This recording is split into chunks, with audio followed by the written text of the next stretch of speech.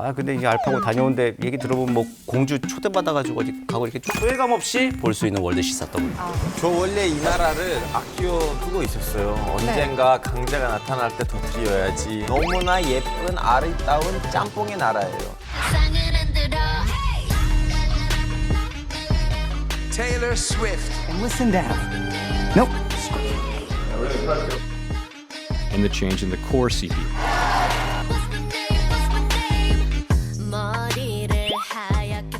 김주애가 관심을 좀 받는 게 김정은 입장에서 어쩌면 좀 성공한 전술일 것도 같아요. 그렇다면 저는 세븐틴을 꼽겠습니다.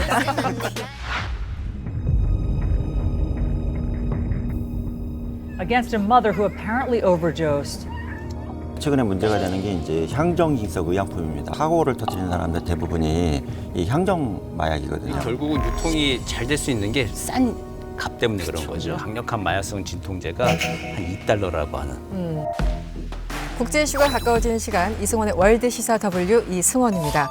국제뉴스 프로그램의 깊이를 더한 월드시사 W와 함께해 주실 네 분 소개하겠습니다. 먼저 구정은 기자 나오셨습니다. 어서 오세요. 안녕하세요. 네, 알파고 신하 씨 나오셨습니다. 어서 오세요. 네, 안녕하십니까. 네, 염건영 가톨릭대 행정대학원 탐정학과 교수님 나와주셨습니다. 어서 오세요. 안녕하세요. 네, 안녕하세요.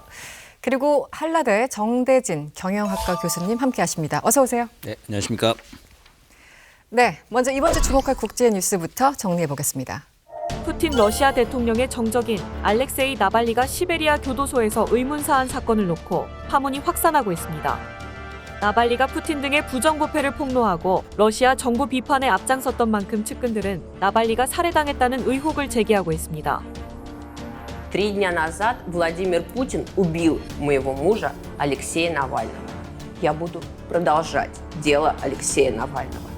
현재 러시아에선 나발리를 추모하다 체포된 시민이 400명이 넘는 것으로 알려졌습니다.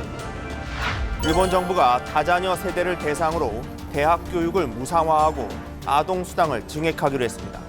현지 언론에 따르면 일본 정부는 자녀가 3명 이상인 다자녀 세대에 대해 모든 자녀의 대학 수업료를 면제하는 저출산 대책을 마련했습니다. 인도네시아 대선에서 프라보 수비안토 국방장관이 사실상 승리한 것으로 나타났습니다. 프라보는 군부 독재를 펼친 수하르토 전 대통령의 사위였던 인물로 당시 군부 요직을 지내며 민주화 운동가와 동티모르 분리 독립주의자들을 탄압했다는 의혹을 받고 있습니다. 하지만 이번 선거를 통해 조코에 대한 비판 여론도 커졌습니다. 장남의 출마를 위해 선거법을 뜯어고쳐 조코의 왕조를 열려고 한다는 겁니다. Kalau dari sisi demokrasi sudah jelas demokrasi kita sudah terpuruk ya, artinya bagaimana demokrasi itu diinjak-injak, terus kemudian bagaimana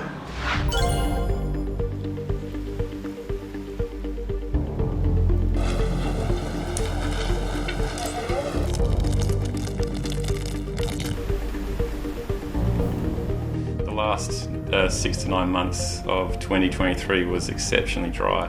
So dry that when the crabs would normally migrate in October and November, we had no rainfall and they didn't migrate, and that dry period continued into January. 러시아 민주화 운동의 상징으로 불리던 야권 지도자죠. 푸틴의 정적 알렉세이 나발리가 러시아 대선을 얼마 남겨두지 않고 갑작스럽게 사망했습니다. 정말 엄청나게 기사들이 쏟아지고 있는데요. 어떻게 보셨습니까? 애도를 표할 수밖에 없는 거고요. 일단은 뭐 사람이 죽은 거니까. 네. 근데 이게 나발리가 소식 마지막으로 들었던 것이 그 옥중에서 네네. 식사 시간이 충분하지 않다. 러시아에서 유명한 게 한국의 그 도시락 컵라면인데, 근데 그거 먹을 시간이 충분치 않다. 그 탄원을 올리고 뭐 이제 그랬다는 뉴스를 마지막으로 봤던 것 같아요. 그러고 네. 나서 이번에 사망했다라고 하는 건데, 지금 말들이 많죠. 워낙 이제 푸틴이라고 하는 이미지가 덧입혀가지고 그렇죠. 뭐 독살됐다 어쩌다 말들이 좀 많긴 한 것 같은데, 네. 이분이 2013년도에 모스크바 시장 선거 나와서 27% 정도의 득표율. 그렇죠. 27% 득표율은 사실은 아무것도 아니잖아요. 근데 이제 푸틴 체제 하에서 이렇게 했다라고 하는 것 때문에 굉장히 좀 명성을 좀 얻었던 거고, 뭐 부정부패 뭐 폭로하고 이제 했던 것들인데, 눈엣 가시 같은 사람까지 이제 푸틴 앞에서는 좀 없어졌으니까 이제 푸틴은 올해 선거도 이제 좀 별 이렇게 큰 이슈 없이 치를 수 있는 뭐 그런 상황이 된 것 같습니다. 네. 이분이 아무리 러시아 안에서는 이제 민주화 상징 그리고 푸틴의 이제 종족으로 이제 소개가 되긴 하지만 그렇다고 해서 푸틴이 상대할 만한 종족이냐. 모스크바 시장 선거 때는 투표율을 얻었지만 이제 이분의 지지자들은 대도시에 많아요. 시골 지방에 가시면 거의 지지자가 없어요. 이분이 자꾸 서양 언론에다가 나와가지고 이제 푸틴 정부랑 관련된 피해들을 폭로했기 때문에 이제 러시아 보기엔 나쁜 사람. 왜냐면 우리 내부적인 얘기를 밖에다가 가서 거저지라는 느낌이에요. 그리고 러시아 주장으로는 푸틴 정권의 주장이 뭐냐면 이분이 미국 CIA 그리고 영국의 MI6로부터 지원을 받아서 이런 활동들을 하고 있다. 결론적으로 이분의 죽음의 이유는 딱 보다 러시아 정권 맞아요. 근데 지금 죽였나?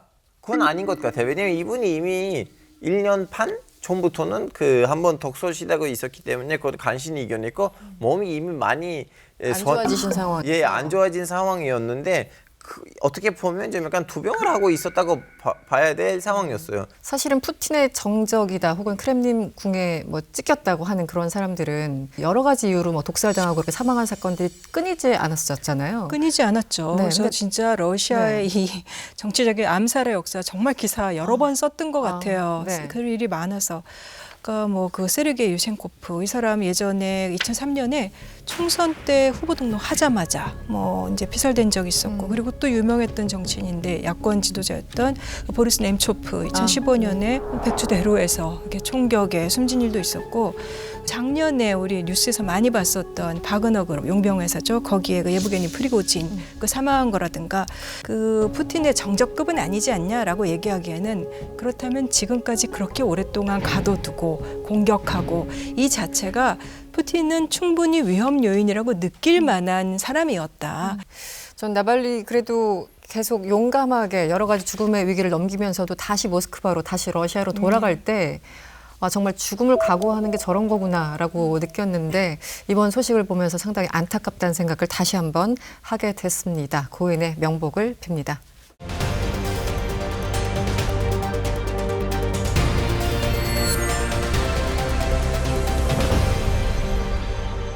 남미 페루의 경찰이 고민형 분장을 한 뒤에 프로포즈를 하는 척해서 경계심이 풀린 사이 마약상을 체포하는 그런 모습인데요. 사실 마약상 이야기를 듣다 보면 보다 보면 영화보다 더 영화 같은 상황이 발생하기도 하고 저 개인적으로는 영화나 드라마 몰입하다가 어디까지가 진짜인 건지 좀 헷갈릴 때도 많습니다. 교수님, 어떤 영화 혹시 가장 기억에 남는? 너무 많아서 하나를 짚으시기 어려울 것 같긴 한데 기억 남는 게? 저도 이거 질문을 많이 받아갖고 얘기하면 좀 앞에 있는 분이 당황하는데 네. 대부예요. 아, 대부요? 예. 네. 그 대부라는 영화를 보시면 대부의 그 꼴레오네 패밀리가 밀주로 돈을 벌고 성매매로 돈을 벌다가 새로운 유형의 이제 마피아가 나타나는데 거기서 마약을 유통해야 된다. 이걸로 대치하다가 암살당한 거죠. 그 내용이 그 대부의 주 흐름이거든요. 그러니까 구세대가 신세대 사이에서 마약이냐 밀주냐 성매매냐가 싸움이 붙었거든요. 그 내용이 너무 적나라하게 나와서 저는 범죄사학적으로는 대부가 좋은 영화가 아니냐 이렇게 생각합니다. 저는 한국 영화들 기억나요. 그냥 수리남 대표적인 가장 최근 수리남. 그것도 있고 재밌었죠. 그리고 송강호 배우가 주연한 마야광 얘기도 그렇고 최민식 배우 나왔던 범죄와의 전쟁. 그 얘기도 공통적으로 좀 보면은 이야기의 초점들이 보면은 뭐 생존과 생계를 위해서 우연히 계속 그 넘지 말아야 할 선을 넘고 발이 계속 깊숙이 빠지는 인물들이 나오는 문제잖아요. 네. 그러니까 마약이라고 하는 게 그런 늪을 보여주고 있는 건데 그걸 또 잘 그리고 있는 영화들 기억이 납니다. 네. 저는 이제 자료를 많이 다른 이제 책이라든가 영상이라든가 어떤 사진이라든가 이런 거 보다 보면 이 중남미의 마약갱과 관련된 자료들은 그러니까 뭐 신체 훼손이라든가 그 잔혹성의 정도가 정말 상상을 초월해요. 사진 보다가 뭐 참 굉장히 놀란 적도 많고 그래서 저는 이런 거는 그런 영화들은 안 봤지만 아마 영화가 현실보다 훨씬 좀 덜하지 않을까 충격이. 그러면 제가 선배님 대신 영화 하나 추천해 드릴게요. 추천. 범죄 도시 3. 거기서는 예 일본에 왔던 그 알 마약들이 어떻게 한국 안에서 이렇게 유통되는지를 보여주는 좋은 작품이었어요. 그렇군요. 추천 받으시겠습니까? 안 볼게요. 마동석 선배가 잘 재밌게 때리거든요.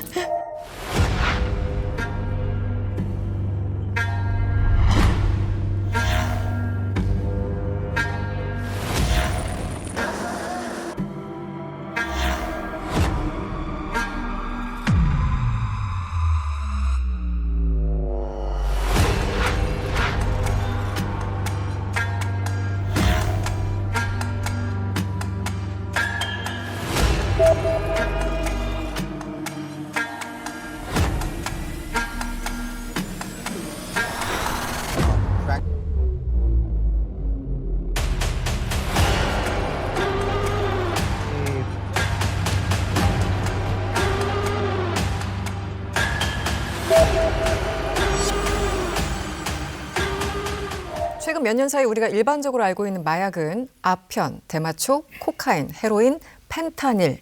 종류에 따라 굉장히 좀 다르지만 전부 마약으로 통칭해서 쓰기도 하는데요. 교수님, 이 어떤 차이가 있나요? 그러니까 일반적으로 이제 마약이라고 표현을 하는데 공식 명칭은 마약류입니다.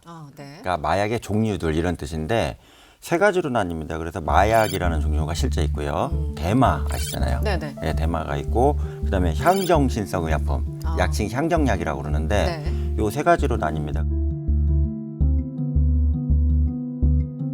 근데 마약을 이야기하기 전에 먼저 좀 역사를 봐야 되는 게 인류에 있어서 마약은 어떻게 보면 필요하긴 상황이었거든요. 특히 이제 그 메소포타미아 문명의 기록을 보면 기원전 한 4,000년에서 5,000년 사이에 그 보관하는 약재 물품 중에 지금 얘기하고 있는 아편이나 이런 것들이 목록이 있습니다. 그러니까 기원전 5,000년 전부터 쓰였다는 얘기고요. 그 시절부터. 네.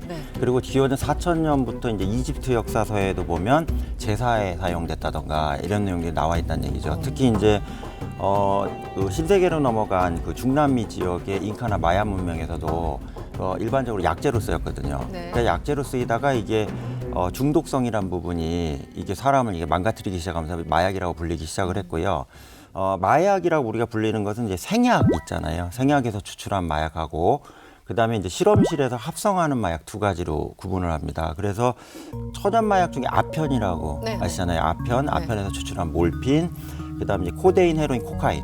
우리가 옛날에 전통 마약이라고 하는데 이게 이제 그 천연 마약에 해당하고요. 그다음에 이제 합성 마약 같은 경우는 대표적인 게 요즘 유명한 펜타닐 아시잖아요. 그게 이제 합성 마약입니다. 2022년 태국은 아시아 최초로 대마초를 합법화해서 화제가 된 바 있습니다. 그런데 올해 초 태국 정부가 다시 향락성 대마를 다시 금지하는 계획을 발표했는데 태국 정부가 대마 사용 허가를 철회하는 계획을 발표한 이유가 뭔가 왔다 갔다 한다는 느낌이 있는데요. 이제 태국이 의료용으로 쓰이는 그 대마는 합법화한 게 한 2018년 더 먼저였고 그리고 2022년 6월부터 활락용 그 대마를 이제 합법화한 건데 그때 명분이 관광산업 그리고 농업 그쪽이었어요. 농업이요? 예, 근데 이제 그 대마 합법화가 2019년 총선 때 그때 그 품짜이타이라고 그 정당이 이제 내세웠던 건데 그 정당의 지지 기반이 사실은 태국 가난한 북동부의 농민들이 많은 지역이었는데 거기서 대마를 키우기를 원했던 거예요, 상업적으로.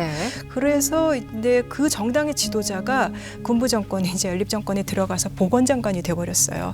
그래가지고 이제 마약법을 개정을 해서 결국 이제 합법화를 했는데 최근에 정부가 안 되겠다. 의료용만 남겨놓고 그 뭐 기호용, 오락용 그런 대마초 사용은 좀 금지해야 되겠다. 이 대마초와 관련해서 심리 치료를 받는 아마 이제 중독 끊으려고 하는 거겠죠. 그런 환자가 합법화 첫 해에 이제 뭐 한 3만 7천 명, 작년엔 6만 3천 명. 그러니까 이게 이 정도면 몇만 명 규모가 되면은 이것은 문제가 아니야라고 그렇게 말할 수는 없는 거죠. 근데 문제는 이미 가게들이 생겨났잖아요. 그러니까 대마 관련 산업이 생겨버린 거예요. 어쨌든 간에 시장이 이제는 뭐 태국 언론들 나온 거 보도 보면은 지금 규제한다 그래도 결국은 힘들어질 거다. 한번 풀린 거를 다시 옥죄는 게 과연 쉽겠느냐 이런 보도들 많이 나오더라고요. 저 몇 달 전에는 대구에 있었거든요. 그 까오산 로드 있잖아요. 거기 들어가시면 여기저기 다 대마 가게이고 그 길에서 걸어가셔도 뭔가 좀 특이한 냄새가 나죠. 멀리 나요. 태국 외에도 대마초와 같은 일부 그 마약을 합법화한 국가가 있다고 하는데 어디에 있습니까? 그 생각보다 많습니다. 한 30여 개국이 넘어가고 있는데요. 30여 개국. 대표적으로 미국을 들 수 있습니다. 그러니까 미국 같은 경우에는 이제 50개 주가 있잖아요. 50개 주 중에 그 33개 주가 치료 목적에 대해서는 대마를 허용을 하고 있고요. 그런데 이제 기호용으로가 이제 개방이 된 겁니다. 그래서 워싱턴 DC가 수도잖아요. 근데 워싱턴 DC도 기호용으로 허용하고 있고요. 그래요? 그리고 16개 주가 정확하게 지금 현재 허용을 하고 있는 상태입니다. 그렇게 많은지 몰랐어요. 담배 피듯이 피란 얘기죠. 그렇게 허용하고 있고요. 가장 최근에 합법한 데는 뉴욕주입니다. 그래서 21년도 3월에 했는데 단 조건이 이제 청소년들은 처벌하는 거고요. 21세 성인만 대상으로 할 수 있도록 하고 있습니다. 그다음 아까 구 기자님 말씀한 태국 같은 경우가 그 2022년도 6월에 기호용을 아예 합법화 시켰거든요. 근데 2년 동안 엉망이 돼버린 겁니다, 나라가. 그래서 특히 이제 중독자가 문제가 아니고 중독한 상태에서 총기가 이제 여기 자유롭다 보니까 총기 난사 사건이나 가정 내 뭐 아주 흉악스러운 사건들이 자꾸 발생하다 보니까 야 이거는 2차 피해가 더 크다 그래가지고 5일 초 24년 초에 이건 도저히 안 되겠다 해서 기호용을 이제 포기시킨 이런 사례가 있습니다. 그리고 이제 우루과이가 세계 최초로 이 합법화된 게 우루과이거든요. 네, 아실 겁니다. 네. 그래 2013년 12월인데요. 이제 가정에서 재배해서 소비하는 형태하고요. 그다음에 이걸 허용을 받은 가게가 있거든요. 거기서 사용하는 경우, 그다음에 이제 약국에서도 판매가 됩니다. 그래서 약국에서 구매해서 사용하는 경우는 합법화해서 그냥 풀고 있고요. 네. 칠레 같은 경우는 그 칠레가 2015년, 그다음에 콜롬비아, 아르헨티나, 멕시코, 페루가 2016년인데요. 치료 목적의 대마초 사용을 전면적으로 허용을 했습니다. 근데 이제 일반적으로는 치료용 목적으로 가다가 기호용으로 좀 확대되고 있는데 기호용으로 최근에 가장 많이 확대하고 있는 게 네덜란드 아마 아실 겁니다. 네덜란드나 독일 같은 데서도 허용을 하고 있는 추세입니다. 다만 청소년을 대상으로 문제가 된다던가 허가받지 않은 상태에서 상업용 목적으로 하는 경우에는 강력한 제재를 하고 있는 상태입니다. 알파 기자는 이 대마초를 합법화하는 그 이유에 대해서 어떻게 보세요? 저는 이제 네덜란드 사람들이랑 만났을 때 다 똑같은 얘기를 했어요. 이거는 불법화하면 오히려 더 범죄가 올라가고 그리고 아싸리 이걸 풀어주고 난 다음에 감시하고 이제 이 정도 수준으로 하고 이걸 넘어가면 문제다. 이걸 좀 니네들이 치료를 받아야겠다는 식으로 방송에서 보여줘요. 이 마약을 이렇게 써야 된다는 식으로 텔레비전까지 나온대요. 미국에서 어쨌든 이 사망률 원인 1위가 마약이라고 하는데 맞습니까? 펜타닐 그 오남용 사망 네. 이런 게 많아서 그런 것 같은데 그 미국 질병통제예방센터 CDC 거기 웹사이트를 들어가 보니까 실제로 이 약물 과다 복용 사망자가 많기는 해요. 한 11만 명 가까이 되는데 그중에 75% 이제 4명 중 3명은 이 오피오이드라 그러는 이 아편성 진통제와 관련이 있는 사망이더라고요. 이제 뭐 건보 체계가 미국은 좀 부실하다 보니까 이렇게 너무 강력한 마약성 진통제에 의존한다 이런 얘기도 있는데 또 2013년부터 갑자기 합성 오피오이드라고 부르는 거 처방이 늘면서 이제 특히 불법 제조된 펜타닐 이거 많이 퍼지면서 과다 복용 사망이 증가했다고 하는데 사실 그렇게 만든 거의 주범은 제약회사들의 마케팅이었다고 해요. 그래서 미국에서도 재판 과정에서 이 키워드는 결국은 탐욕이다. 기업들이 부작용도 안 알려주고 그래서 대표적인 게 존슨앤존슨 그 오피오이드 문제로 소송 굉장히 세게 걸렸죠. 그때 2021년에 뭐 50억 달러인가 내기라고 했때 합의를 했는데 바이든 정부는 지금 뭐 중국산 펜타닐이 불법으로 들어와서 문제다라고 얘기를 하는데 실은 미국 내에서 시작된 이런 기업의 탐욕, 그 다음에 규제 완화, 당국의 이제 그 감시 부실 이런 것들이 결합돼서 생긴 문제인 것 같아요. 네. 참 이 얘기를 듣다 보면 기본적으로 마약이라는 게 유통이 돼야지 가능한 거지 않습니까? 누군가의 손에서 누군가의 손으로 여러 가지 유통 경로들이 있을 텐데 대표적인 것 좀 설명을 해주시죠. 그러니까 마약 유통 경로를 전체적으로 설명하려면 시간이 어마어마할 정도로 되게 다양합니다. 다양한데 최근에 이제 트렌드라고 하면 좀 그렇긴 한데 주류가 있을 거 아니에요. 그걸 세 가지로 나눠보면 첫 번째로 이제 펜타닐을 기반으로 한 유통 경로를 바라보는 어떤 방향성이 있습니다. 그러니까 앞서 말씀드린 대부분의 이전의 마약들은 그 정글 지역에서 만들어지거나 아니면 파키스탄과 같은 평야 지역에서 아편 같은 걸 재배해서 제조를 하고 이 선진국으로 넘어갔는데 최근에는 이제 화학실을 기반으로 해갖고 약을 만들듯이 합성을 하기 때문에 어디서든 만들 수 있는 겁니다. 그래서 이제 펜타닐이 지금 현재 미국 샌프란시스코를 좀비 도시로 만들어서 지금 시끄러운데요. 이게 원래는 그 얀센 박사라고 아시면 되게 유명한 그 약학자인데 말기 암 환자들이 너무 통증이 심한데 어떠한 몰핀도 안 듣기 때문에 이분들이 돌아가시기 전에 통증을 못 느끼게 하기 위해서 최소 100배에서 1000배 정도의 고진통성 마약을 개발하죠. 이게 나온 게 펜타닐입니다. 좋은 의도에서 나온 건데 이게 이제 어쨌든 병원에 쓰이기 시작을 했을 거 아니에요. 근데 미국이 이제 제조 공정이 그 간단하고 하다 보니까 중국하고 사이가 좋았던 15년 전에 그 제조 공장을 전부 다 중국으로 옮긴 겁니다. 근데 옮긴 상태에서 이제 중국에서 펜타닐 원료가 거의 90% 이상 제조가 돼서 미국으로 넘어갔고요. 유럽으로요.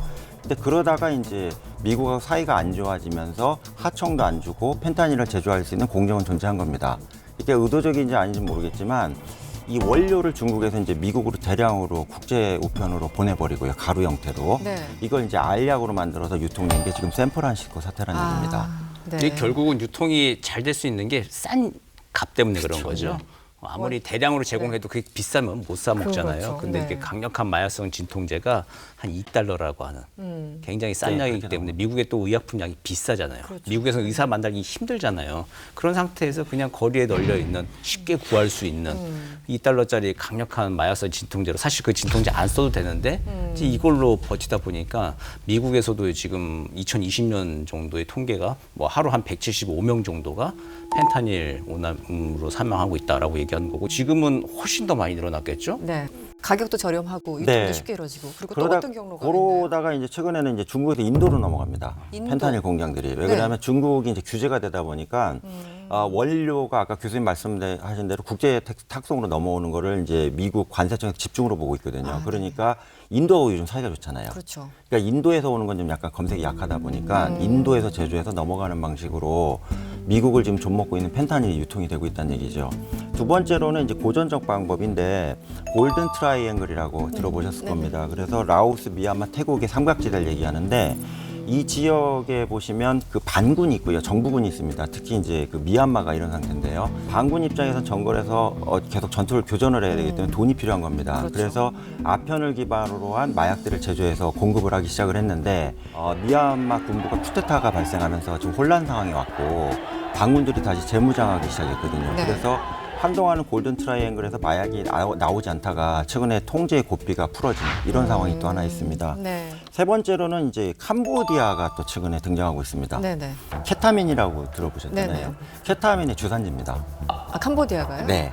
지금 캄보디아에서 국가 사업입니다. 이걸 잡는 걸요.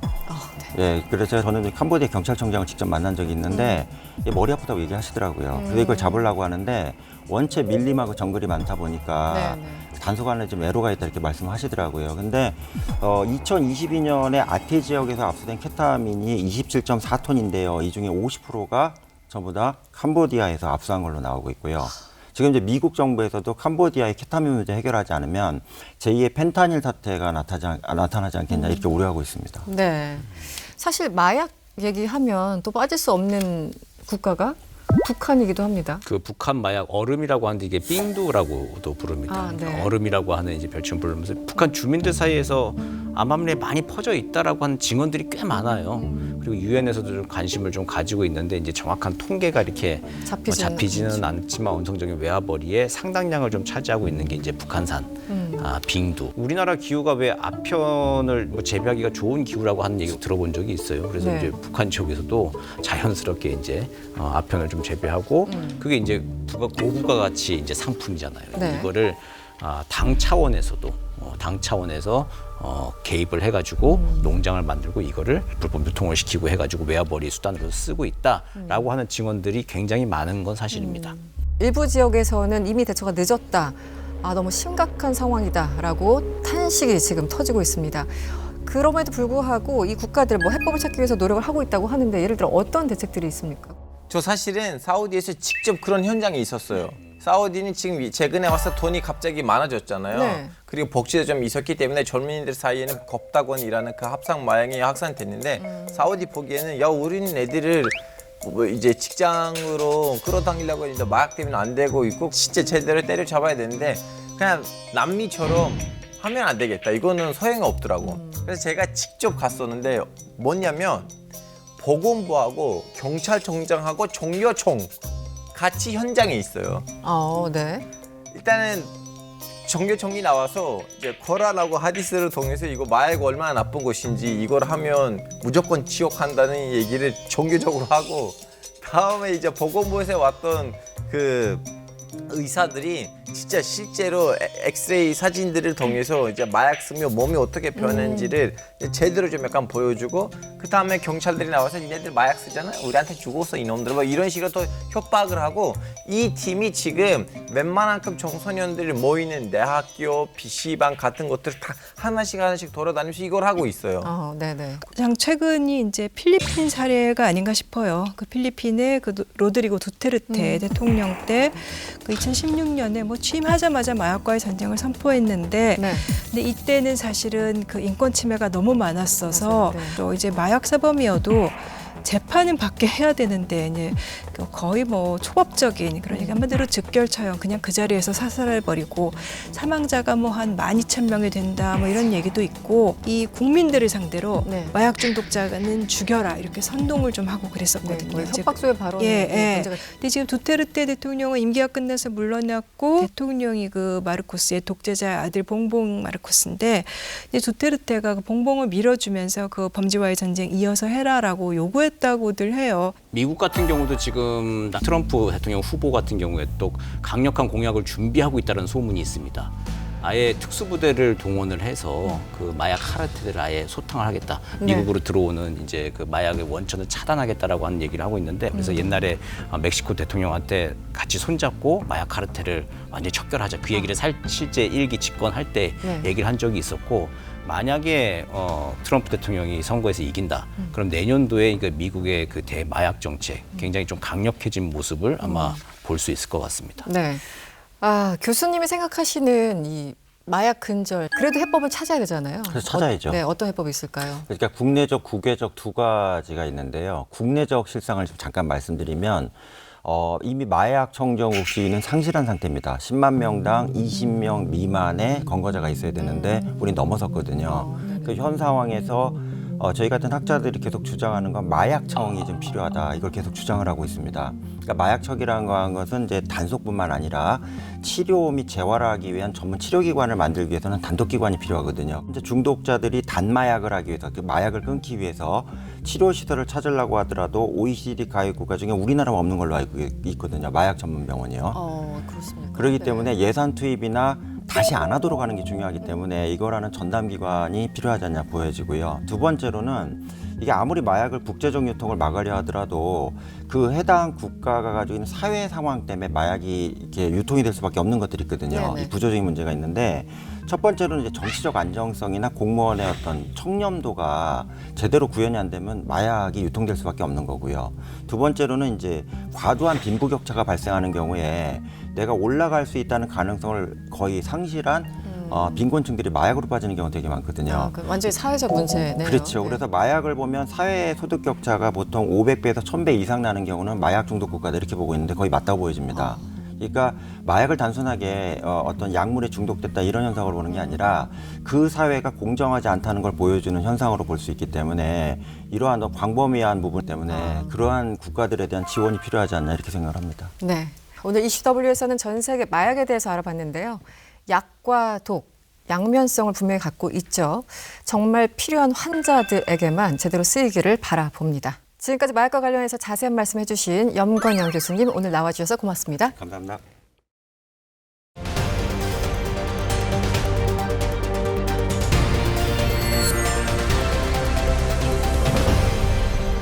저희 월드시사 W와 함께해 주실 손님입니다. 김원식 중원대 정보콘텐츠학 특임 교수 나오셨습니다. 어서 오세요. 네, 안녕하십니까. 네, 반갑습니다. 오늘 많은 활약 기대하겠습니다. 네, 문화적인 관점에서 세계 이슈 좀 말씀드리도록 하겠습니다. 네, 고맙습니다.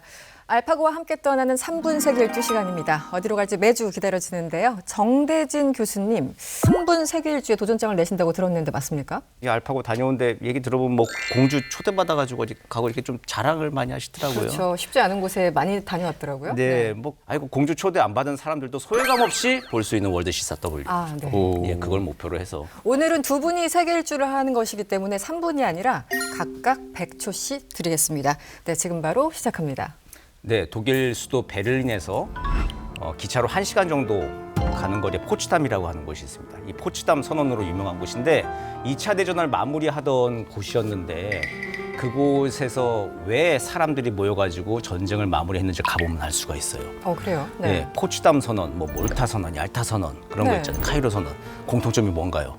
굉장히 다 좋은 도시, 휴양지들입니다. 그 골치 아픈 데 가가지고 사람들 이렇게 정상회담하고 이렇게 회의하고 그러진 않아요.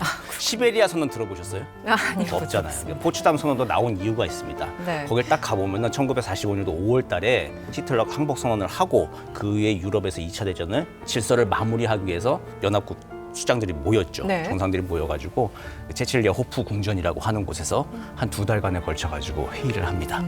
그리고 왜 그곳에서 이제 전쟁의 여독을 좀 풀었다라고 하는 느낌을 실제 가보면 좀 느낄 수가 있습니다.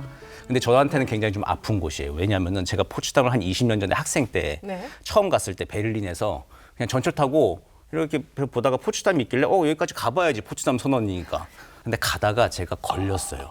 그 지하철에 C3 존인가 해가지고 우리 존별로 이렇게 나눠져 있는데 네. 미리 갈 때부터 거기까지 가는 그 존 패스 구역을 사가지고 가야 됩니다. 그걸 안 사가지고 가면은 벌금을 내야 됩니다. 막 10배, 20배입니까? 뭐 한 10배 정도 내야 되는데요. 그때 털리고 나가지고 포츠담은 굉장히 좀 아픈 곳이었는데 아름다운 곳이었어요. 네. 또 옆에 상수시라고 하는 위다트 월이라고 하는 궁전 아름다운 곳이 있습니다. 모든 걱정 다 잊을 수 있는 곳이니까 꼭 가보시기 바랍니다. 네. 선언이 왜 나왔는지, 회의가 왜 거기서 이루어졌는지, 왜 아름다운지까지 설명을 해주셨습니다. 이제 알파고 차례죠. 오늘도 100초 주어집니다. 저 원래 이 나라를 아껴두고 있었어요. 언젠가 강자가 나타날 때 더 드려야지. 그동안 이제 얘기를 안 했는데 잠깐 시작이에요? 일단은 오프닝을 깔고 시작해야 될 거 아니에요. 자, 그러면 티니지입니다. 티니지. 티니지. 예. 티니지의 특징은 뭐냐면요. 네. 프랑스 소양, 오스만 제국 중동, 네. 그리고 카르타고, 로마 제국을 다 느껴줄 수 있는 너무나 예쁜 아름다운 짬뽕의 나라예요. 그렇군요. 그래서 일단은 네. 티니지에 갑니다. 어디 수도에 가야 되죠? 수도랑 똑같은 거예요. 티니지예요. 일단은 메디나로 가야 돼. 거기 하나의 개선문이 있어요. 개선문의 이쪽은 이제 프랑스가 만들었던 소양식 건물들이고, 개선문의 저쪽은요 오스만 제국 때 있었던 그 구시가지 시장이라든가 실내 시장이라든가 그런 구역이거든요. 네. 거기에 가보시면요 약 400년 동안 내려왔던 커피숍이 있어요. 400년 됐어요. 정말요? 있는 그대로예요. 믿기지 않네요. 네. 네, 한번 거기서 이제 커피를 드시고 그쪽 옛날 오스만 제국 아니면 이슬람 문명을 느끼시고 다음에는 개성문을 넘어가시면 프랑스의 그 식민지 시절 그 프랑스 아기자기한 건물들을 보실 수 있고, 그 다음 어디로 가야 돼요? 그 다음 바로 카르타고에 가셔야 돼요. 카르타시. 거기서는 로마 제국의 건물들을 보셔야 돼요. 왜냐면 로마 제국 시대에 남았던 이제 극장이라든가 아니면 목욕탕이 있거든요. 네. 보너스로 시디보 사이트, 즉슨 짝퉁 산토리니 모든 건물들이 다 하얀색하고 파란색이거든요. 그리고 바다 앞에 있어요. 나 산토리니 못 가게 돼. 돈이 없어요. 그냥 시디보 사이트에서 시간을 보내주시면 돼요. 하여튼 이제 앞에는 나의 시간 날아갔기 때문에 이 정도로 마무리된다고 생각합니다. 네, 알겠습니다. 그래서 또 바로 여쭤보겠습니다. 두 분께 여론조사를 할게요. 구정 기자님, 어느 쪽이 더 좀 끌리셨어요?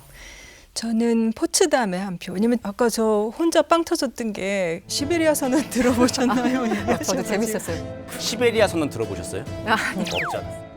그거 핑계 삼아 이제 쉬는 거예요. 좋은 데 가서 회의 미국에서도 겸 뭐 중동의 이렇게 분쟁 이런 거 중재하고 꼭 캠프 데이비드 이런 별장 가서 하고 그 교수님 말씀 듣고 보니까 일리가 있으신 것 같아요. 저는 이제 평소에 짬뽕을 좋아하기 때문에 포츠담에 가면 짬뽕은 없을 것 같고 여러 문화 같이 한데 볼 수 있는 데라면 굳이 많은 곳까지 않아도 프랑스, 아프리카, 뭐 이슬람, 기독교 다 모든 거를 접할 수 있는 곳으로 저는 가겠습니다. 티니지를 선택해 주셨군요. 두 곳 모두 못 가본 저는요, 그냥 부럽기만 할 뿐입니다. 네. 이번에는 국제 이슈 가운데 몰랐던 사실을 파헤쳐보는 패스코드 시간이죠. 매년 연말과 연초가 되면 국내외 각종 매체에서 한 해 동안 주목받거나 앞으로 행보가 기대되는 인물을 뽑아 평가하는 시간을 갖습니다. 패스코드에서도 특별한 기획을 마련해봤는데요. 월드시아 W가 뽑은 지구를 들썩일 올해의 인물은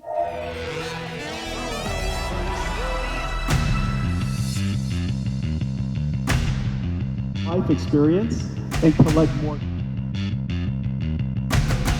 It will likely be appropriate to begin.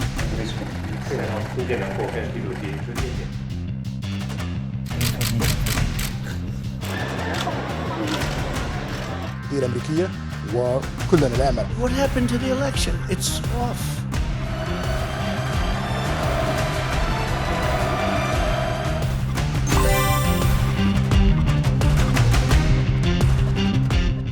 수많은 화제 인물이 머릿속에 떠오르실 텐데요. 분야를 좀 나눠봤습니다. 저희가 뽑은 인물 외에도 누구든지 또 얼마든지 말씀해 주셔도 됩니다.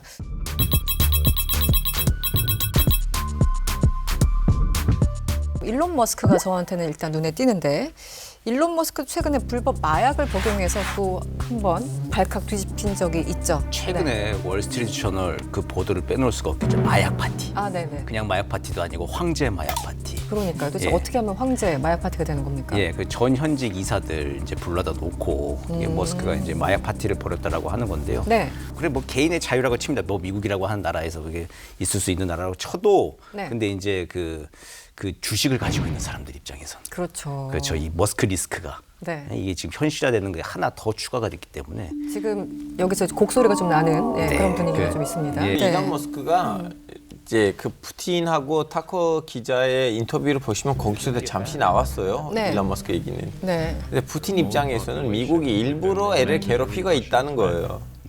원래 애가 잘못한 거 없는데 집어서 예. 미국 그 국익에 맞지 않는 행보들이 있으니까 미국 정부가 일부러 애를 이제 좀 약간 빈틈들을 찾아가지고 괴롭히고 있다. 그래서 나는 일론 머스크 걱정하고 있다. 뭐 이런 식의 지지의 얘기를 하셨는데 저는 뭐 푸틴 형의 그 말도 좀 한번 생각할 필요가 있다고 봅니다. 네, 항상 다른 의견을 네, 전달해 주시는 우리 알파고 신하 씨.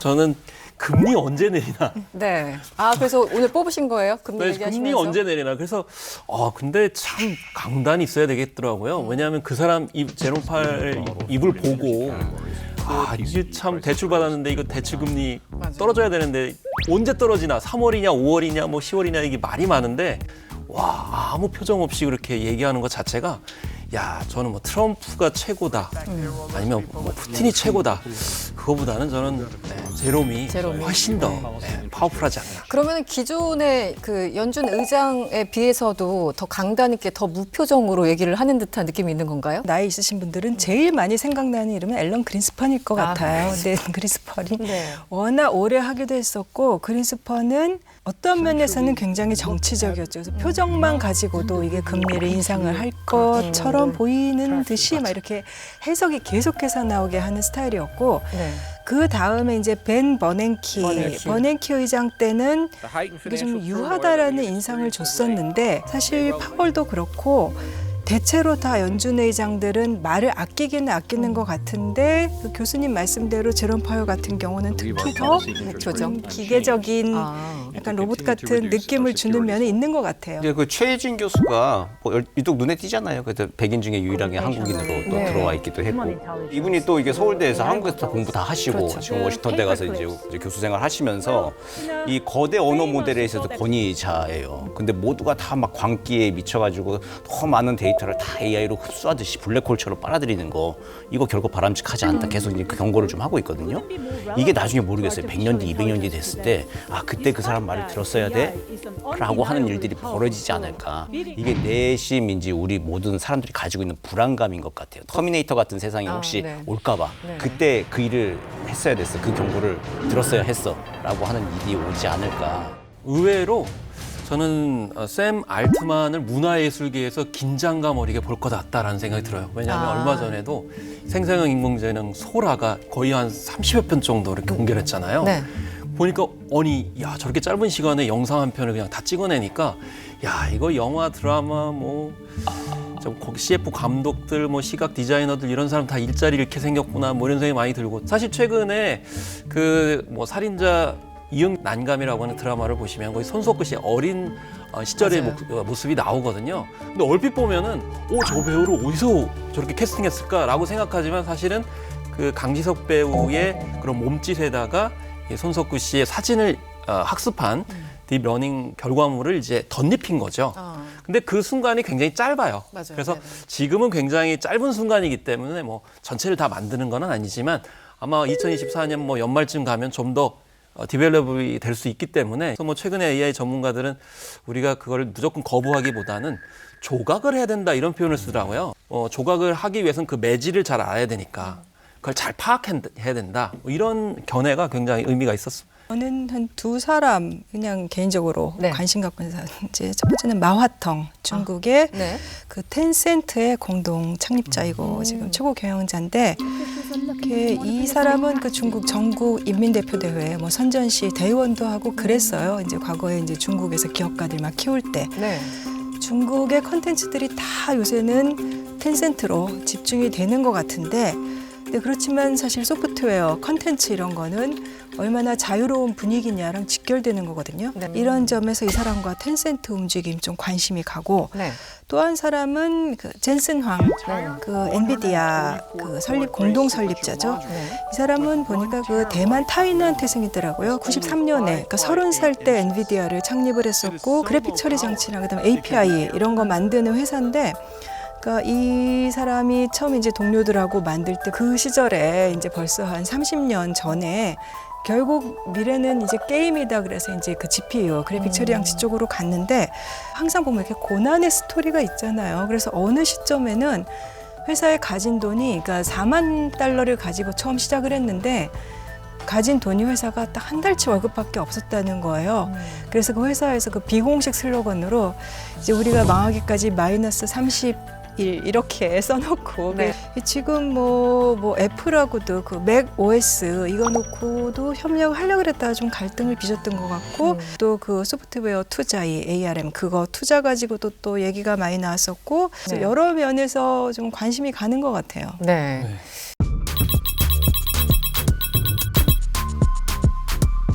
야시르 알루마이안.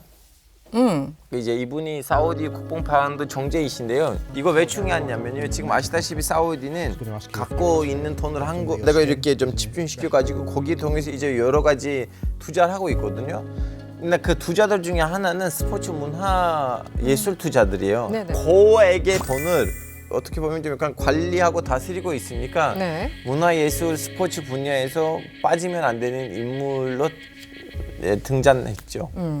그 일종의 그린워싱인가요? 뭐 뭔가 이렇게 문화적으로 예술적으로 이미지를 좋게 하려는 이거는 서양 언론의 말인데요. 그분들의 이제 그 인컴하고 아웃컴 이렇게 들어가는 돈하고 빼는 돈을 계산했을 때 진짜로 문화예술 스포츠를 통해서 돈으로 벌려고 한 것이지. 산업이 되니까.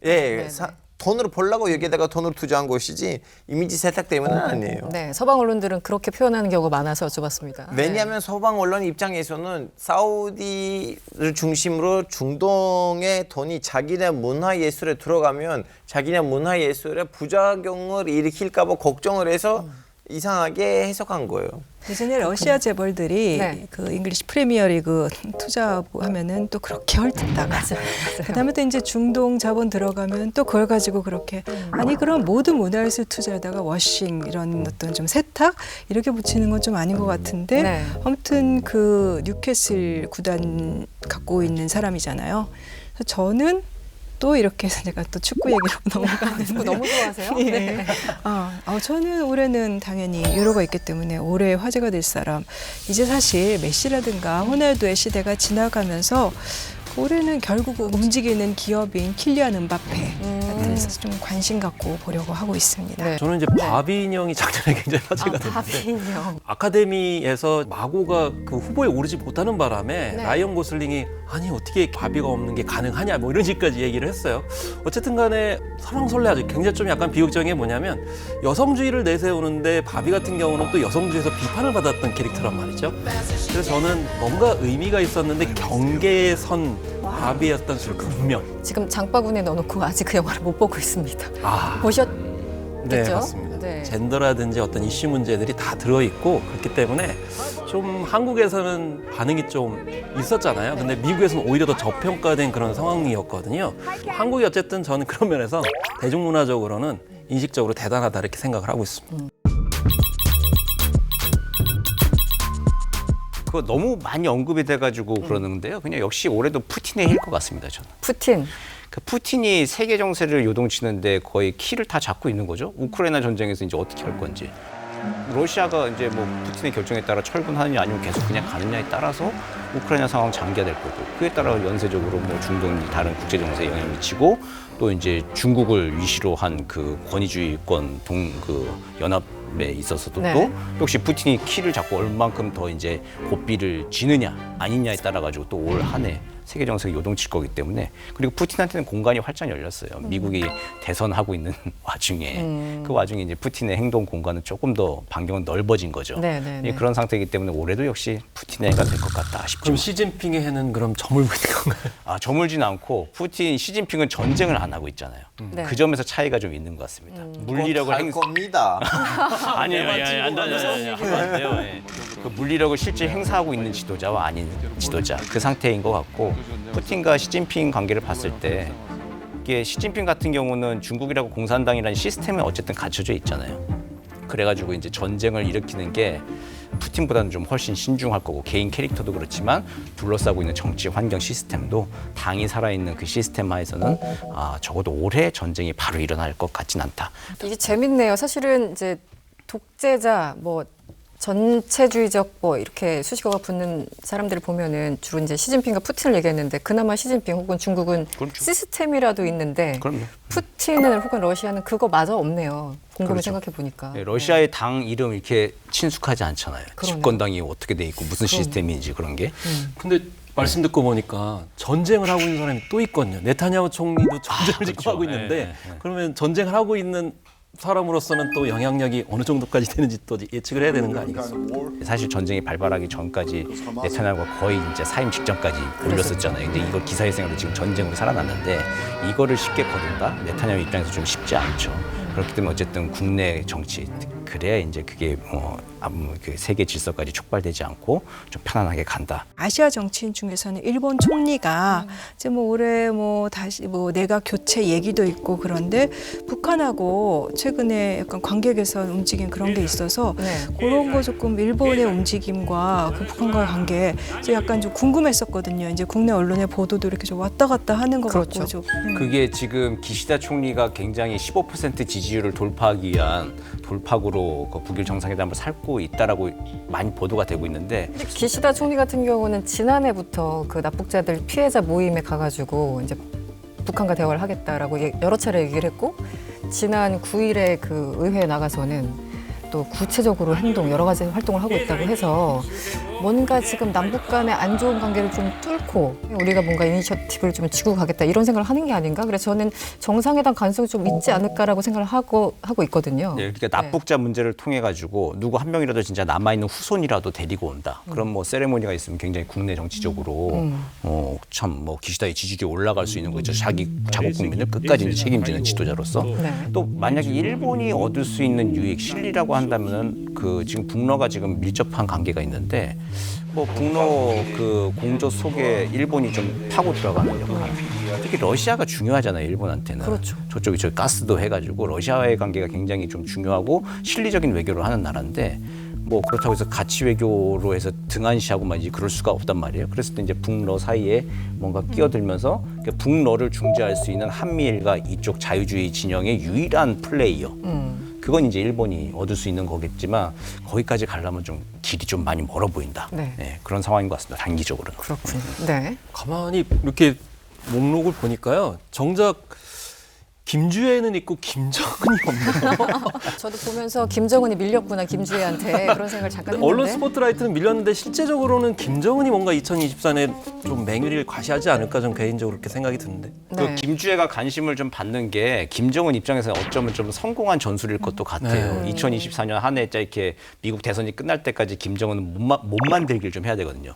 지금도 몸이 좋지만 그 몸 말고 그 나라의 국방력 그리고 또 경제 되살리기 이런 것들을 2024년도 어차피 지금 대화 국면이 급속도로 열릴 것 같지 않기 때문에 이런 와중에 김주애가 관심의 스포트라이트 역할을 좀 대신 받아주는 거죠. 그러니까 김주애, 김정은 같이 이제 무슨 뭐 무기 쏘는데 나오면은 관심이 저 신형 무기가 얼마큼 위협적인지 무엇인지 분석하는 것보다도 김주애가 누구인가 라고 많이 이게 언론의 관심이 다 옮겨가잖아요. 그러니까 상당 부분 이제 북한에 지금 가지고 있는 전략과 전술을 좀 군사 강국으로 가려고 하는 걸 희석시키는 효과 그리고 또 보통의 아빠와 딸처럼 나오기 때문에 그냥 그 모습 보면서 그냥 이게 김정은도 인간이구나라고 하는 생각들을 하면서 굉장히 이미지를 호전적인 이미지를 희석시키고 있잖아요. 그렇죠. 북한 인민들에게 뭔가 어필하려고 하죠. 최근에 김주애를 향해서 존귀하신 자제분을 넘어서 조선의 샛별까지 그 수식어가 붙었습니다. 그래서 후계자로 정말 내정된 것은 아닌가 이런 얘기가 나오고 있는데 아직 어려서 조금 봐야 됩니다.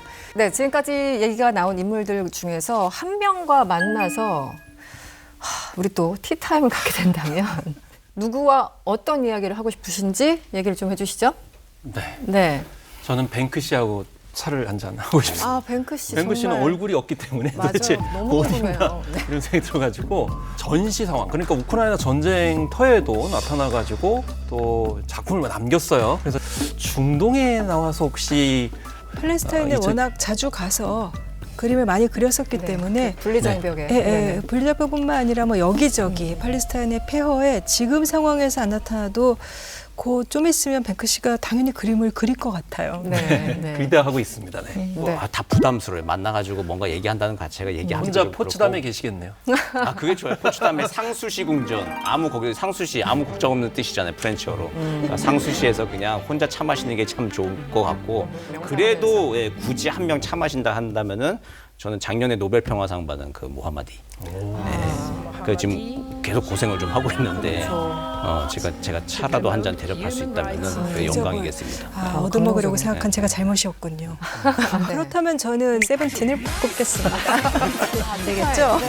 만약에 만난다 그러면 사실은 진짜 푸틴하고 만나보고 싶지만 그건 좀 너무 위험할 것 같고 독살의 위험을 무릅쓰고 이제 만날 수 없으니까 만나서 차는 안 마시고 그냥 이야기만 나눠보고 싶습니다. 이야기만. 진행하시는 이승원 평론가님은 누구 만나고 싶으세요? 아, 저요? 저는 제 전공상 사실은 김정은을 만나보고 싶어요. 김정은을 만나서 인터뷰를 잠깐 하고 싶다는 상상을 몇 번을 했었죠. 진짜 무슨 생각을 하는지 너무 궁금하다라는 생각이 많이 들거든요. 그래서 재미없는 대답이지만 솔직한 대답이었습니다. 네. 앞서 이야기를 나눈 2024년 행보가 궁금한 수많은 인물들, 그들이 어떤 말을 하고 또 행동을 하면서 나아갈지 이번 연말에 다시 한번 되짚어보는 시간 마련해 보도록 하겠습니다. 이승원의 월드시사 W, 저희가 준비한 내용은 여기까지입니다. 다음 주 이 시간에 다시 찾아뵙겠습니다. 시청해주신 여러분 고맙습니다.